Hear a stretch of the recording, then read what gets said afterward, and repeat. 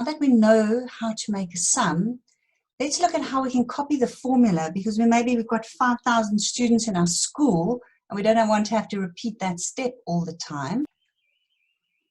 So if we wanted to find the average for Anne, we could go once again to the editing group, to the auto sum drop-down list and find the average.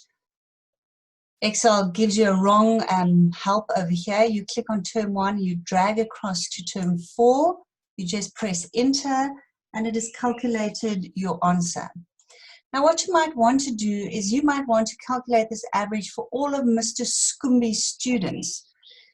Can you see in the corner here, there is a little square. You can grab that handle and you can pull it down until it comes to the last student for Mr. Skumbi.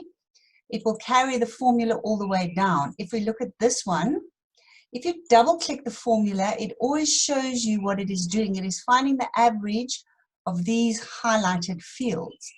But once again, perhaps you've got 5,000 students and you just want to automatically copy the formula down. You click on the last correct formula, and once again you go to the square, this handle, and all you do is double click it. And automatically it calculates your formula right down until the data starts. A nice tip and tool to use to save you a lot of time. The next thing we're going to look at is Sparklines. Often when there's a lot of figures, it's very confusing, and a sparkline is a quick and easy way to get a visual of how every student is doing. So if I'm Mr. Skumbi and I'm looking here at Angelita, she looked like she improved every month, and Birdie, oh, perhaps he went up and down. It would be nice to get a visual picture of how their 4 terms marks have moved, and we achieve that by using Sparklines. So you click on the place where you'd like the sparkline to appear. You go to your tab. And you go to Insert. And if you come right across to this group called Sparklines, you can do a line, a column, or a win-loss. At the moment, we want to do a line, and it asks us what is our data range. So you can click on this up arrow, and we say we want the sparkline for these 4 terms. Click on the down arrow. Where do we want to put it? We want to put it over here, which is fine. We click OK. Now can you see we have got a visual, like a little tiny little graph just for Angelita.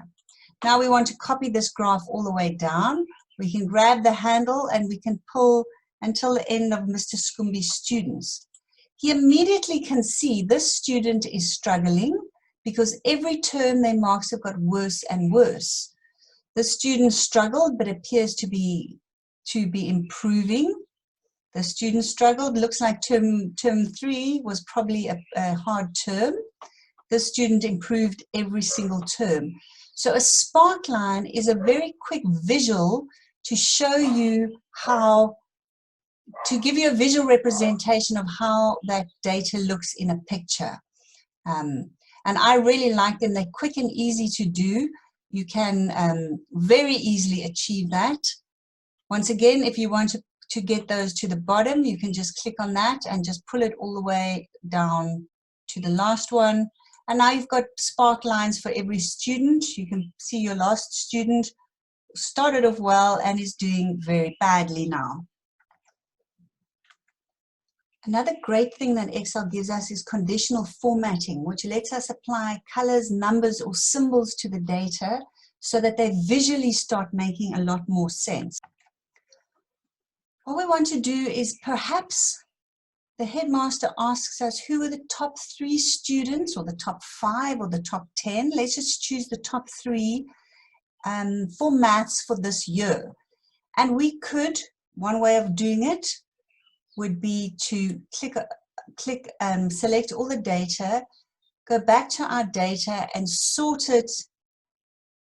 We don't want it by name, so we're going to delete that, and we're going to sort it by final mark, and we go OK. It sorted it in descending order. And so here we can see our top 3 students, but now we've lost our order that we preferred. What we're going to do is undo that step, You can use Control Z, or you can click up here. And now we've gone back to Mr. Scumbi and then the students' names. What we'd like to do is to just highlight in green the top 3 students. So we can click on H, because this is the column we're interested in. And make sure you're on the Home tab. And we're going to look at styles. We're not changing the information, we're just changing how it looks. We have something called conditional formatting. So it'll format according to a specific condition. We want to look at the second one, top and bottom rules. And we want to look at our top 10 items. You click on that. But actually, he's only interested, the headmaster, in the top 3. You just click on the down arrow until you get 3. I don't like red for good. Let's choose a green full and we say okay. Here you can see that this student got an 87, and down here your next 2 good students. So very quickly, and using colors, and you could also make your color bar here, and we could say, I'm going to try and choose a color closest to that, are our top 3. And now what we're going to do is then mark in red our bottom 3 students. It's good to have a little key, because else you're going to get too many colors and you won't know who's who. So once again, we're only interested in column H. We go to our conditional formatting. We go to our top and bottom rule. And now we want to look at the bottom 10 items. Click on that. Once again, we don't want 10, we only want 3, because these guys will get special classes next term. And we're going to fill them in with red, and we say okay. So just scrolling through here, you can see that the top 3 and the bottom 3 students are highlighted.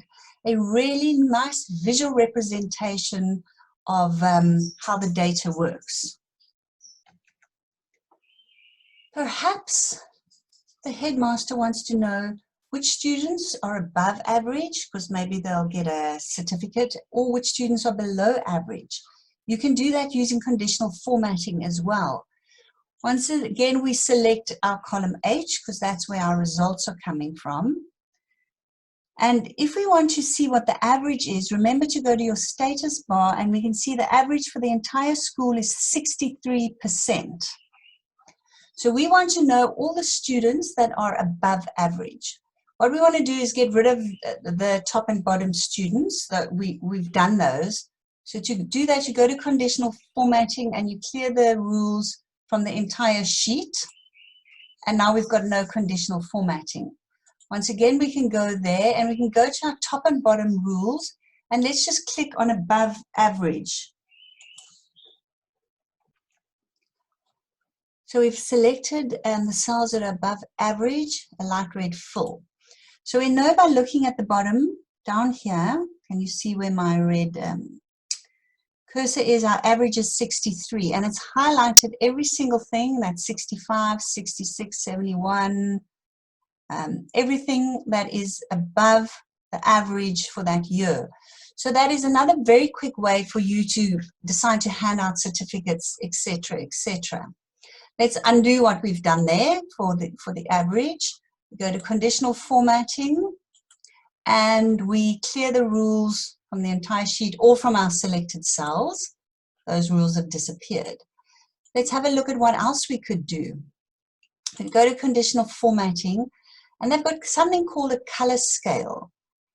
So green is a high color and red is a low mark. So let's try that. But now it's not very informative when it is in this order. It's a bit disconcerting to get bands of different colors. If, for instance, we select it, we go to data, we go to our sort, we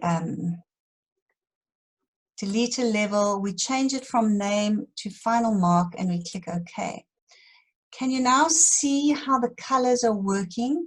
The dark red is hot, bad marks, coming up until the very good marks. Normally you do it the other way around. So let's click on that again, select it all, go to our sort. Instead of smallest to largest, let's go largest to smallest, and OK. So now we can see how the color scale works, and I could make the screen smaller. So you just get a visual of who's got very high marks, good marks, medium marks, okay marks, and bad marks. So there are very many ways in conditional formatting that you can visually represent your data. Let me show you another way to do that. Let's go to our Home tab, click on our conditional formatting, let's clear our rules. Right. Now what we might want to do is use data bars. These come from the sides, and can you see this data bar is nearly full, and as you get your marks get less and less and less, it fills up less of the square. So it just depends what data you have and how visually it works for you. Let's clear that and try another one.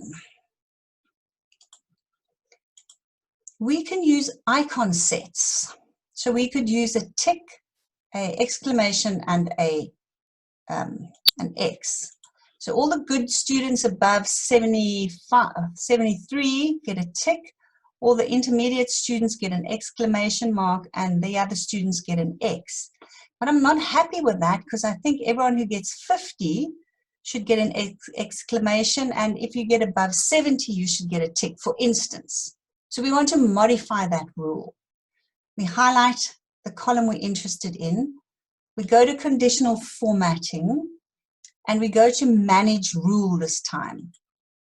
And here is our rule, and we click on edit rule. So it's shown us the percent of people above 67, and we actually want that to be a number, and our number wants to be anything above 70. The number 70, the value 70 must get a tick, and definitely not 33%. We change it to number, and we're going to make this 49, or perhaps 50. I don't know. I think 49 is a better one, and we say OK. Remember to always click apply, and OK. Now we can see we've got a whole lot more ticks, because these people have all got above 70. A lot of averages, and everything below 50, which is kind of a fail, I guess, gets an X. The thing with conditional formatting is there's lots you can do, and I would suggest that you play with it and try and make sure you're understanding it. Let's try highlight cell rules. You're going to highlight everything greater than, everything less than, everything between, everything equal to, etc., etc. Sometimes it's useful if you use duplicate values. Let's just try that now. So you can see all the people who got 69, 68, 66, 63. You normally use that when you're trying to find an error, especially say you were doing it on your ID number. But anyway, conditional formatting doesn't ever change your data. It just changes, that's why it's a style. It just changes the color. You could also, let me show you this quickly. If we were going to do everything greater than 66, sounds quite good. We don't like the red full, we want to custom format it. So we want to actually choose italic. We want an outline border in purple, and we want to fill it with green because we're quite wild, I think, and we say okay, okay. So that was everything above 66. It's hard to see that we made a purple line around it, but you don't have to take the presets that Excel gives you, the light red. You can always custom format and do the fill, the border, the font, and how the number looks. A very, very useful thing to play around with it. We've just done a fleeting taste of it, but I suggest you start using it alongside with the Sparklines. Will make your data much more informative. The next thing we're going to look at is the quick analysis, and this is where Excel is trying to do things automatically for you, so you don't have to go to the different places in Excel to do things. So for this, we're going to delete our Sparklines, because I'm going to show you a different way of doing it. You highlight column I, you just click on delete. Well, we might as well get rid of J and K. So what we want to do is we want to do a sparkline. Before, what we did was we had to go to Home and to Insert, find our sparklines, and then click the line. There is another easier way of doing it. What we can do is we can highlight, okay, this is problematic because we want to move our final mark out the way. So to do that, you highlight it and you go to the edge, and can you see how it changes into that cross? You just pull all that data across, so you've got a spare line over here. Right. You highlight the data you're interested in, and can you see when you do that, this little box pops up, and it is called a quick analysis box. If you click on that quick analysis, you've got formatting, charts, totals, tables, sparklines. So if we click on line, can you see, even while we're just hovering over it, it puts our sparkline there. I'm just going to make our screen a bit bigger so it's easier to see what I'm doing. So let's try that again. To do a sparkline, we could either go Insert, go to our sparklines, click on sparkline, click on the up arrow, highlight the data, click on the down arrow and say OK. It does it. A much quicker and easier way to do it is highlight what you want to do. Can you see? Hover over there, the quick analysis box jumps up.